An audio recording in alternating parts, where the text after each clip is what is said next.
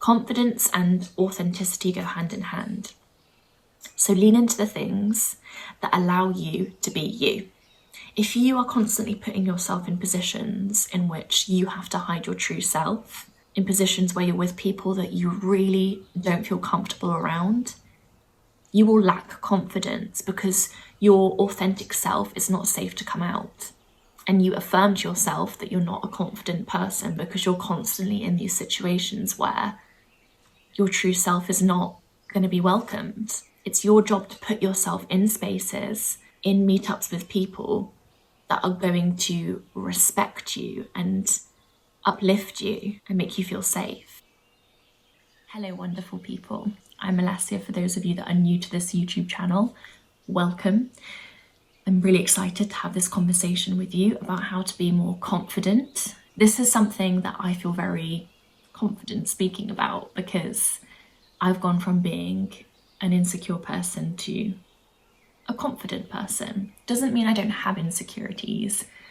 It just means that I don't let them stop me anymore. I think that's what makes a confident person. A confident person isn't somebody who is without flaws or fears. They're just somebody who doesn't let those fears hold them back from living their dream lives, expressing themselves unapologetically. I used to hide my true self from people when I was younger. So that's why I'd say when I was younger, I wasn't a confident version of me. There was so much that I kept to myself that I could have expressed and put out into the world, but I didn't because of fear of judgment. And that's what confidence is, right? It's about expressing yourself, even when there's the possibility of judgment. Not letting fear of other people's opinions stop you from being genuine. I post YouTube videos, so I think it's easy for you guys to recognize that I'm a confident person because of that. It's quite a brave thing to do. That's what people say to me all the time. God, you do YouTube videos? That's so brave. It is, and I actually forget that. I forget that younger Alessia wouldn't have done what current Alessia's doing. She wouldn't be boldly putting her opinions out online, filming herself speaking and articulating her thoughts. It took a lot for me to get to this place. Being confident doesn't mean being this really sassy, successful woman. It just means being yourself, more outwardly.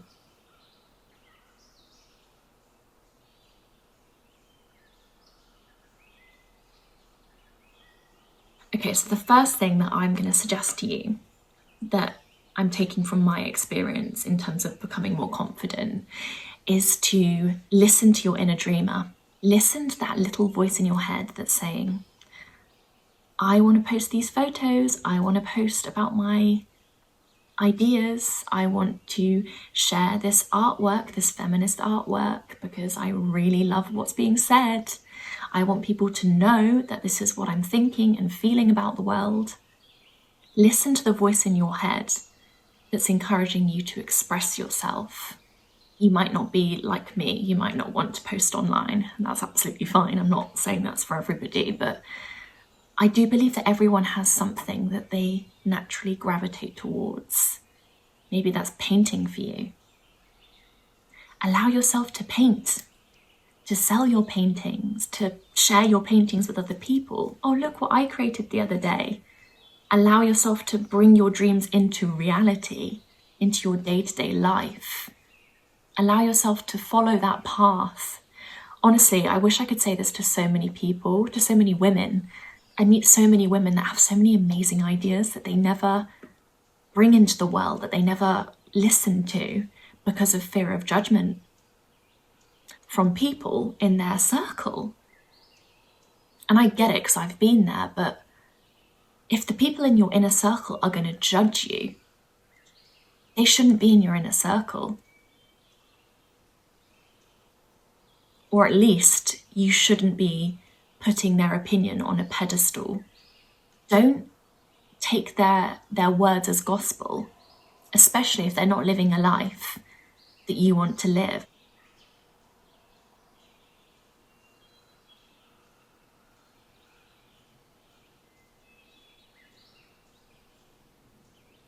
being creative is the biggest gift. It's such a beautiful act of self-love to allow yourself to create, and furthermore, to allow yourself to share your creations. Doing my YouTube channel set me free. Putting my opinions out into the world and allowing myself to finally take up space, even if it is online, was just my way of saying, you're enough. Your experiences matter. Listen to the little voice in your head that dreams big. For so long, I was craving an outlet of some sort. I then came to the conclusion that YouTube was going to be my outlet. And I entertained that idea for a bit without posting, probably 4 months. I did research for YouTube. It was probably me putting it off a bit, trying to be a perfectionist and get everything right. Just start creating and listening to that inner voice. It's one of the best acts of self-love. Also, self-love I don't think it's about a feeling. I think it's more about an action or actions. We can't constantly feel love for ourselves. That's just impossible, because as humans, we experience a fluctuation of emotions every day. Sadness, anger, frustration. We're not going to constantly just feel love for ourselves. Self-love is showing up for yourself, is challenging yourself to do the things that you know long-term you would thank you for doing. Self-love is action. And yes, it can lead to feelings of, oh, I'm really proud of myself. Oh, I really love myself today. But that feeling isn't self-love. Self-love is an action. Self-love is allowing yourself to sleep in at the weekend when you're feeling knackered and you're feeling down and you're on your period. Even if you're not feeling love for yourself in that moment, allowing yourself to rest is enacting self-love. Just wanted to put that out there. Another thing that I think has really enabled me to grow in confidence is finding my morals, my ethics, my beliefs, and allowing myself to believe in these things and speak about these things. I'm somebody who really cares. I care about people, I care about the planet, I care about animals. And growing up, I think I saw that as being too sensitive, too much. Oh God, you're just a woman that cares so much. That's kind of how I viewed it. But actually caring is my superpower. We need more people that care like I do, like my friends do. Women are put down for caring, for being sensitive, for being able to express empathy. But this is a real strength. And being opinionated is a strength. I think we need more opinionated women in this world that is just going through so much. Stick to your morals. Allow yourself to be proud that you're vegan, that you're a feminist. You're not an annoying, rebellious, outspoken person. You're somebody who's standing up for what's right. You're somebody who thinks deeply and reflects and cares. You're somebody who's going to positively impact the world and leave positive ripple effects behind you. That is a beautiful thing. And for so long, I really struggled with being an opinionated person, wanting to change things in the world. I thought that was a bad thing. But I'm now learning that it's a really beautiful thing, and I'm leaning into that. And that's brought me great friendships. Don't hold back your opinions. Don't laugh at things you don't find funny just to fit in. Stand up for what you believe in and what's right. Don't be that person that swallows their values in order to fit in, because it hurts you as well as other people and the cause that you actually really care about. Do you know what I find personally? That it really hurts to pretend that you're agreeing with somebody when you actually strongly disagree. It really hurts to kind of smile along, laugh along, nod along when someone's saying something that you find offensive. I find that it makes me feel like I'm really doing myself a disservice, and that makes me go more into my shell. I think I'd rather kindly disagree with somebody and maybe make the situation a bit awkward than pretend I really agree or just sit silently looking at the floor. Confidence really does come from being able to just put everything on the table. This is what I believe in. This is what I care about. This is what I stand for. Obviously, we don't always have to express our opinions. Sometimes we can keep to ourselves if that feels right. But you know when you need to speak up.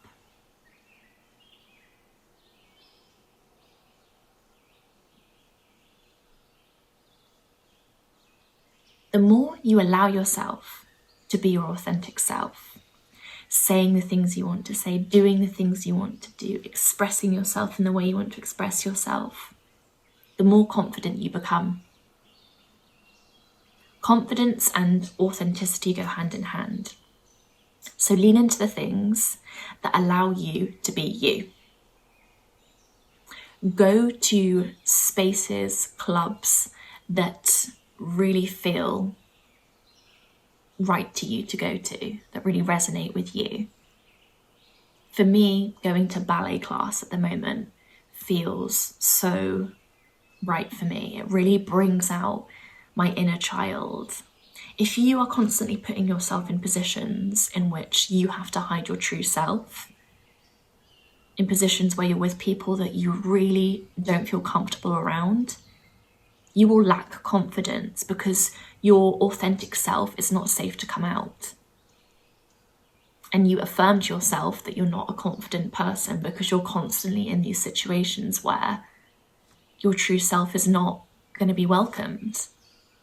It's your job to put yourself in spaces, in meetups with people that are going to respect you and uplift you and make you feel safe.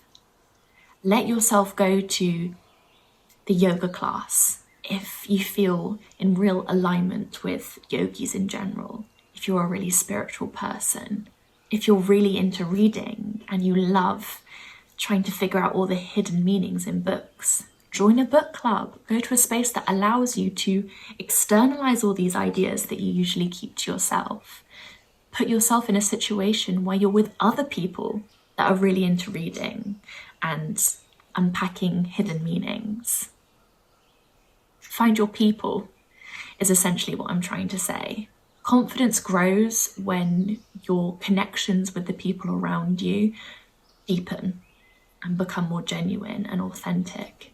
Your friends, your inner circle really impact your self-perception, how you show up. So be careful with the energies, the people that you let into your life.